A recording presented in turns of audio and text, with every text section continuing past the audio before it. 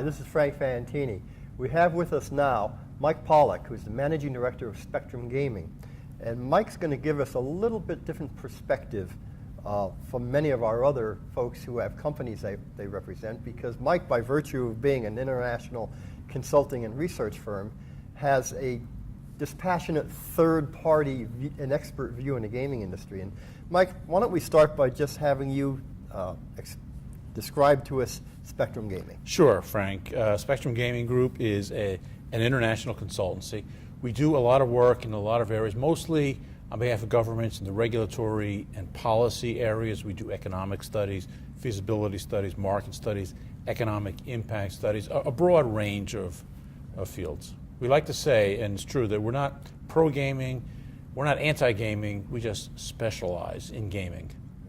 I think one of the lines that I believe your marketing person I've heard use, Allison McCoy, is that we tell you what you need to know, not what you want to know. Yes, that's exactly right. And our clients like that, and we stick by it. And you actually have some fairly high profile, if that's the right word, contracts. Could you mention one or two to give some folks a sense of the scope? Of yeah, I mean, over the years, our biggest clients have ranged from the governments of Singapore to governments in Massachusetts, Ohio, Maryland, Delaware, various other places around the world. So given this special perspective that you occupy, what are the trends that you see now that people should know about? Well, I mean, there's a few trends that a lot of people maybe not be aware of. One of the critical trends that we're seeing is that there's a clear growth among many of the smaller gaming companies. The companies with 1, 2, maybe 5 properties in various markets that right now are looking to expand and are much more aggressive. And we see them have the potential in 5, 10 years to be the market leaders. There's kind of a change in leadership in the gaming industry. Obviously, amongst trends is the consolidation among suppliers. Right. Another critical trend that we see is the movement towards online. Even though it's very slow right now, and even though not everyone is on the same page with respect to whether it should be allowed or not, and how, but we see a clear movement there. But we also see that lotteries and casinos, certainly in the U.S., are moving toward the same space. How they get there is the big question. Will they collide and compete, or will they converge? So if you're going to take your crystal ball out and look at the industry 3 or 5 years from now, would you see collision or convergence? Well, we hope it'll be convergence, because we think there's opportunities there. Gaming in all its facets is a product of the political environment in which it operates, be it on a local, state, or federal level. And politics moves in its own orbit with its own forces. So politics may change that, but we think there's opportunities for them to converge in the sense that as lotteries move online, they don't have to see themselves or act as competitors to casinos moving online.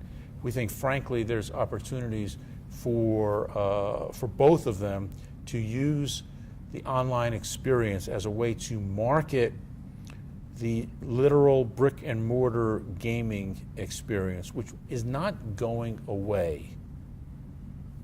People still want and will continue to want that social experience. So online is essentially, it could be an opportunity to ensure that that happens while still serving as its own revenue stream.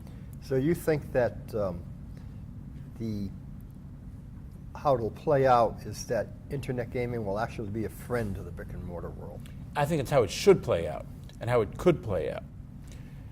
And we think that certainly to date, the states that have been the pioneers in online, New Jersey, Delaware, and Nevada, are all doing that to some extent. Whether that's going to continue to be the business model or the operative policy model remains to be seen. But in some variation, that's how it should play out. Now, you had said earlier, just a couple of minutes ago, that you see smaller companies bubbling up from the bottom, some of whom might be leaders in the near future. Are those online companies? Are those supplier companies? Are those casino operators? I'm referring right now to the brick and mortar physical gaming operators in that sphere. Now, obviously, the big cap operators are still going to be there. You know, Wynn's not going anywhere, MGM's not going anywhere, and Caesars. But there's going to be a number of operators that are going to rise up to be able to compete more effectively. And these are operators that do not have presence on the Las Vegas Strip. And that's, in some ways for them, a detriment, a hurdle they have to overcome. And in some ways, it's an advantage because they can be more nimble in terms of how they deploy their capital. But we do see a number of them rising up and looking and being very aggressive and planning their future and looking for ways to grow.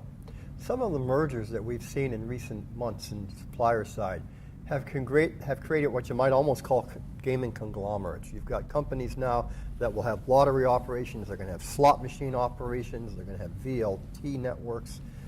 They're online in various ways, whether it's social gaming, whether it's as providers of services, or whether it's as operators themselves. We also have globalization. We have companies that 10 years ago, people outside the gaming industry had never heard of Genting, and today Genting is everywhere. And you've got companies like Genting and maybe Las Vegas Sands that are going to become sort of the General Motors of this industry over time. How do you see that playing out with the big international companies? Well, you've asked, there's a couple of questions Right. within there. And on the supplier side, what we're seeing essentially is more horizontal integration. And that's not unexpected, nor is it undesirable. Because over the years, what we've seen is really there was too much R&D being spent in too many areas, but it wasn't effective. So I think I think it's not unexpected and is not going to change too much the landscape of the gaming industry. Now, you talk about international. A lot of U.S. companies do want to expand their footprint overseas because growth within the U.S. is limited. At the same time, you do have companies such as Genting that want to expand their global footprint, including in the U.S. And Genting is a particularly exciting and interesting company to watch. They're very smart. They know precisely how to deploy their capital. They've got a lot of capital to deploy, and they know how to integrate all of their properties and all of their plans into one unified experience where they want to be in the real destination markets globally that can fit together. You're right in that in the U.S. they have not exactly been a household name, but they certainly will be with the Resorts World brand and their other brands that they bring to the table. I think theoretically, if they won them all, they could have 4 casinos in New York State, I believe, counting Resorts World slot casino that exists now, maybe 3. Well, yeah, Empire Resorts, and then they got 2 Right. other applications, I think, under their names. Anything else that you think people should be aware of when they're looking at trends in the industry today? I think another issue that people need to look at closely is the saturation issue. It's a big issue, has a lot of political, has a lot of market implications, and I think it's an issue that is somewhat new to gaming, but is not unique among growing industries. At some point, any industry reaches a point within any given market where it can't, there's too much supply to meet the level of demand. How do you deal with that? Most casinos in the U.S., certainly in the Northeast, to some extent are targeting that 25% of the population that visits casinos regularly, and everything is structured toward that. That means that about 75% of the population is really not being addressed in any meaningful way by the gaming industry. So while there is saturation as they focus on that 25%, there's still some significant opportunities out there to expand. Another related issue that we get questions on a lot is essentially what's happening in Atlantic City. And what does that mean? What are the lessons from that? And Atlantic City is somewhat of a unique experience. You've got to be very careful in the lessons you take out of it. It's certainly an indicator of the impacts of saturation, because they're facing competition that is nibbling at their market and taking big bites out of their market in almost all directions except east, because they're on the Atlantic Ocean. But the answer to Atlantic City, the real lesson from Atlantic City, is that Atlantic City was on a path to reinvent itself, to become a regional gaming destination as opposed to Las Vegas, which is a national and a global gaming destination. And it was on the path to that. And consequently, when the recession struck, it was not able to fulfill that change.